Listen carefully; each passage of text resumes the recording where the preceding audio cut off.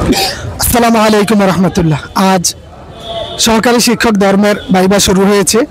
তো এরপর যে আমরা দুজন প্রার্থীর থেকে তাদের ভাইবা অভিজ্ঞতা নিব, যে আসলে সত্যিকার অর্থে ভাইবাতে কোনো ভয় আছে কি না বা কি কি জিজ্ঞেস করতে পারে।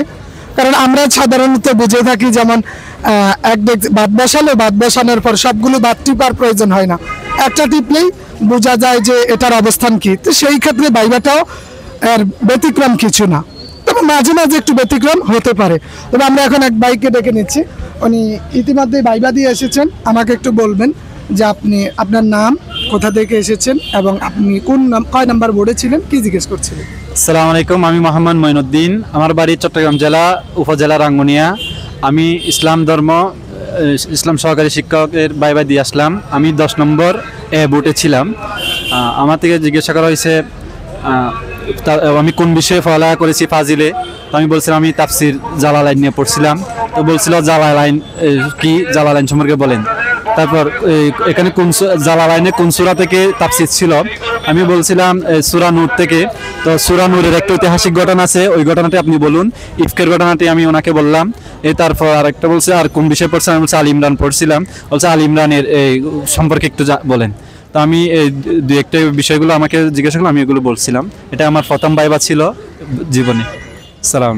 জি ধন্যবাদ, খুব সুন্দর। আশা করি ভাইবা ভালো হয়েছে এবং ভালো একটা সুখবরও আমরা আশা করতে পারি ইনশাল্লাহ। তো আমাদের আরেকজন ভাই যিনি ভাইবা বোর্ড ফেস করে এসেছেন, আমাকে একটু নাম, ঠিকানা, কত নাম্বার বোর্ডে ছিলেন বলবেন। আসসালামু আলাইকুম, আমি হচ্ছে আব্দুর রহিম আলমগীর। আমার বাড়ি হচ্ছে চট্টগ্রাম, উপজেলা হচ্ছে হাটাদারি। আমি ছিলাম 2 নম্বর বোর্ডে, আমার গ্রুপ ছিল 10-এ। তো আমি প্রথমে সালাম দিয়ে ঢোকার পর বসার জন্য অনুমতি চাইলাম। উনি বসতে বললেন।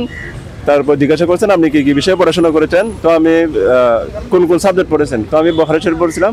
তো আমাকে বুখারী শরীফ থেকে প্রশ্ন করেছে, বলছেন যে বুখারী শরীফের প্রথম হাদিসটা বলেন। তো আমি বললাম। তারপর বলছেন শেষ হাদিসটা বলেন। তো সেটাও বললাম। তারপর বলছেন যে বুখারী শরীফ কি জামে। তো আমি বললাম জি, সেটা হচ্ছে জামে গ্রন্থ। তিনি বলছিলেন জামে হওয়ার শর্ত কয়টা। তো আমি প্রথমে 6টা বলছিলাম। তিনি বলছেন জামে হওয়ার জন্য শর্ত কি 6টা। তো পরবর্তীতে বলছিলাম না সরি, শর্ত হচ্ছে 8টা। তো কি কি বলতে বলছিলেন আমি বলছিলাম সেগুলা। তারপর আচ্ছা শুরুতে নাম জিজ্ঞাসা করছিল। তো নামের কিন্তু আমি আলমগীর বলছিলেন যে আলমগীর নামে বিখ্যাত কেউ আছেন। তো আমি বলছিলাম হ্যাঁ আছে, বাদশা আলমগীর। তো ওনার পূর্ণ নাম জিজ্ঞাসা করছিলেন। তো বলছিলেন উনি কোনো গ্রন্থ লিখছেন কিনা, সেটা জিজ্ঞাসা করছিলেন। আমি সেটার উত্তরও দিয়েছিলাম। তারপর বুখারী শরীফের পূর্ণ নাম জিজ্ঞাসা করছিলেন। মোটামুটি এগুলাই ধরছিল, বেশিরভাগ পারছিলাম। আশা করি পাস করবো, আশা করি। তাছাড়া এটা ছিল আমার দ্বিতীয় ভাইবা। আমি গতবারও ভাইবা পাস করছিলাম, এমনি অভিজ্ঞতার জন্য আসছি। ঠিক আছে, অসংখ্য ধন্যবাদ দুজন ভাইকে। আমরা যাদের থেকে অনেক কিছু জানতে পারলাম, যে আপনাদের বিষয়ভিত্তিক অনেক সময় জিজ্ঞেস করতে পারে। যেমন ওনাকে জিজ্ঞেস করছে বুখারীর প্রথম হাদিস, শেষ হাদিস কি, বা ব্যক্তি সম্পর্কে ওই নামে বিখ্যাত কেউ আছে কিনা। তো ধন্যবাদ সবাইকে। আমরা আরো বেশ কিছু মানুষের ভাইবা নিব ইনশাআল্লাহ, অভিজ্ঞতা নিব। Thank you.